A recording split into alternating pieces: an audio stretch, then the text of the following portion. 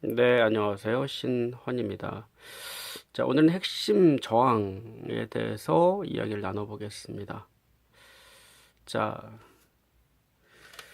그 저항 앞쪽에 그 핵심이라는 단어를 붙여봤습니다. 인간의 마음에는 지난번에도 말씀을 드렸지만은 이제 욕망과 이제 저항 이렇게 크게 두 가지로 나눌 수 있다. 이렇게 말씀을 드렸었는데요. 이 저항에 대한 이야기죠. 근데 이제 핵심 저항이라고 말씀을 드리는 이유는, 그러니까 우리가 어떠한 두려움이나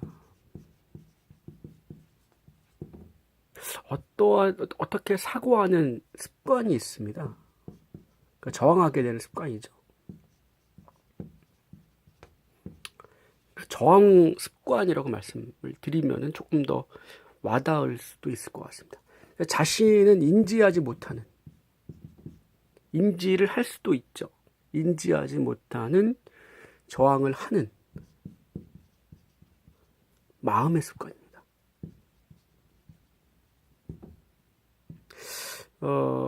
핵심 저항이라는 것은 저항하는 습관, 저항 습관인데,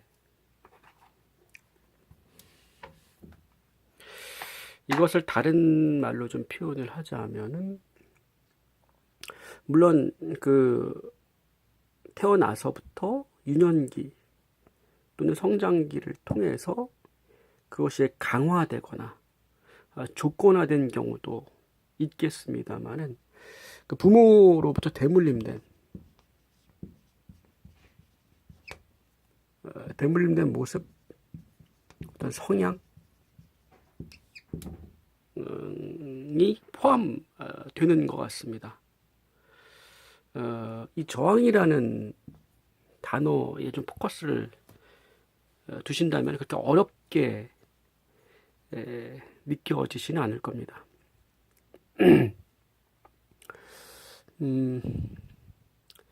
조금, 그러니까 자신의 마음을 조금 오랫동안 관찰을 해보신다면 반복적으로 무언가에 저항하는 자신의 모습을 발견하게 됩니다. 뭐 예를 들어서 저의 경우에는 뭐 그 습관 중에 의심이 있었고요. 그죠? 의심이라는 건 조금 포괄적으로 설명을 드린 거고, 그 안에 뭐 누군가 나를 뭐 조종한다, 이런 마음이 있을 수 있고요. 그죠? 내지는 뭐 누군가 나를 해하려는 음모를 꾸미는 것 같다. 그러니까 마음을 살펴보다 보니까 이러한 마음이 사고가 작동하는 것을 보게 되는 거죠. 근데 이제 이게 의심의 형태로 이게 나타나는 건데, 이러한 모습이 자신 안에 있는지를 의심하는 뭐 생각이 있구나 라는 것만 이제 알아차릴 수는 있죠. 근데 그 뒤에 또 이러한 생각들이, 또 그 뒤에 또 어떠한 생각들이 이렇게 움직이는지는 사실 잘 인지하지 못합니다.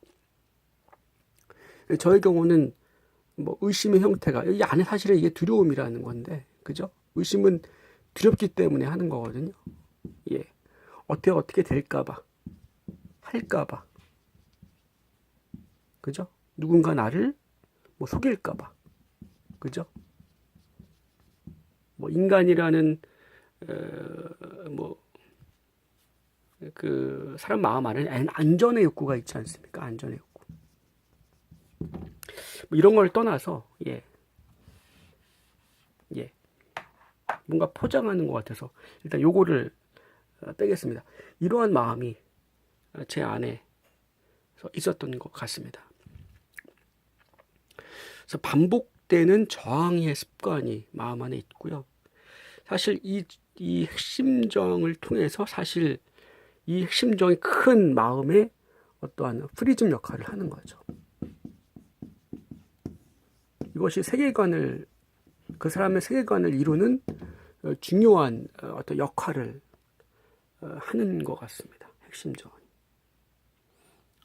개념적으로 보시기보다는 자신 안에서 마음을 이제 관찰을 하시고 계시다면은 반복되는 어떠한 저항이 있는지, 그죠? 일반적으로는 저 사람이 날 무시한다. 이거는 누구나 느낄 법한 그런 저항 중에 하나죠. 예. 뭐, 인간의 마음의 장이라고 하는 것은 굉장히 또 무의식이라는 곳은 되게 광범위하기 때문에 뭐라고 제가 그것을 딱 잘라서 얘기를 할 수는 없습니다. 자신의 마음은 자신이 살펴봐야 되는 곳이고요. 예. 어디까지나 이것은 예입니다. 저에게 발견된, 뭐 누구에게나 의심하는 마음은 있을 수 있겠죠. 그죠? 그 안에 또 어떠한 모습이 있을 수 있고요. 예. 자, 이 핵심 저항이라고 하는 것이 어떠한 큰 프리즘 역할. 그러니까 대물림했다는 것은 부모님으로부터 받은 어떤 성향일 수도 있고요. 성향이라는 거죠. 그죠? 대물림은. 그리고 가족 내력. 그죠? 가족 내력이 있습니다. 보면은. 그 형제들을 보면은 그 형제들에게서 보여지는 유사한 사고 어떤 성향 있지 않습니까? 예. 그러한 것들이 이 핵심 저항에 녹아 있게 돼서 그 사람의 어떤 반응을 만들어내는 것 같습니다. 이 중에 지금 여러 가지 표현을 설명을 했습니다. 근데 저항하는 습관이라고 보시면 조금 쉽게 조금 이해가 되실 것 같고요.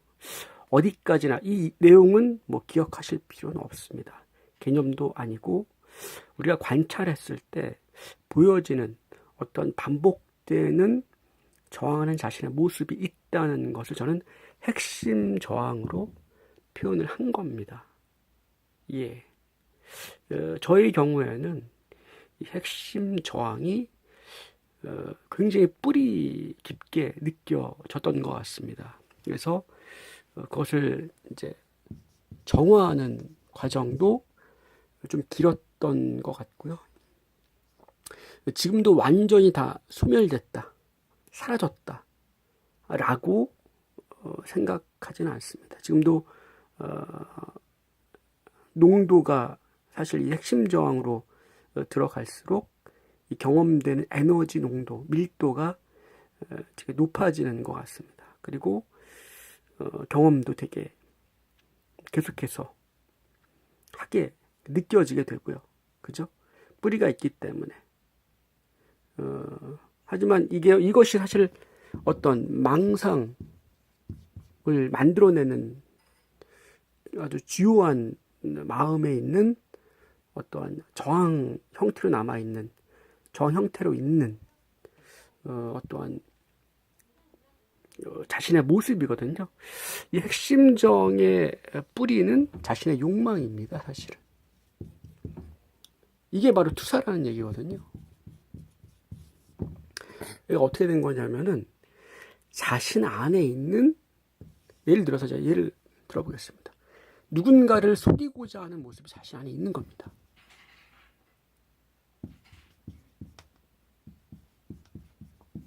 이 모습이 있기 때문에 타인이 자신을 속일 거라고 두려움이 생기는 거예요. 예. 즉 자신이 누군가를 속이고자 하는 모습이 있기 때문에 거의 본능적으로, 반사적으로 이렇게 두려움을 갖게 되고 타인을 무의식에서부터 그렇게 자연스럽게 보게 되는 겁니다.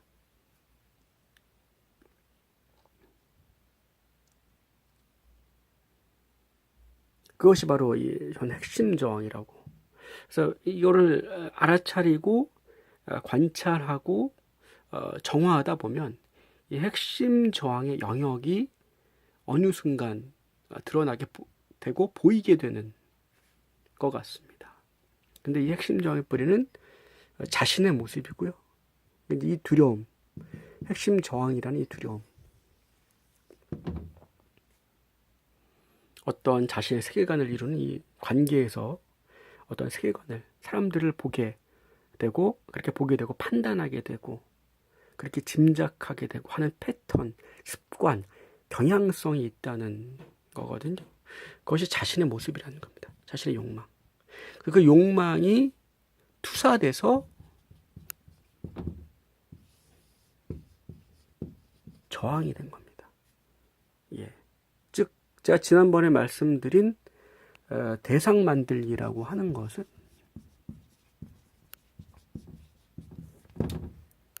저 사람이 나를 속이려고 하네, 저 사람이 나를 뭔가 이용하려고 하네 라는 그 대상 만들기 자체가 만약에 자신이 만든 저항으로부터 만들어진 대상 만들기라면 그 모습 자체가 자기 안에 있다는 겁니다. 예. 그죠? 이렇게 되는 거죠. 그 욕망이 투사가 돼서, 그죠? 대상을 만들어내고, 그죠? 사실은 그것은 자신 안에 이 모습으로부터, 즉, 이 프리즘, 그죠? 이 프리즘, 욕망이라는 프리즘이 투사가 돼서 저항으로 나타나는 겁니다. 이 저항이 대상을 만들어내는 거죠.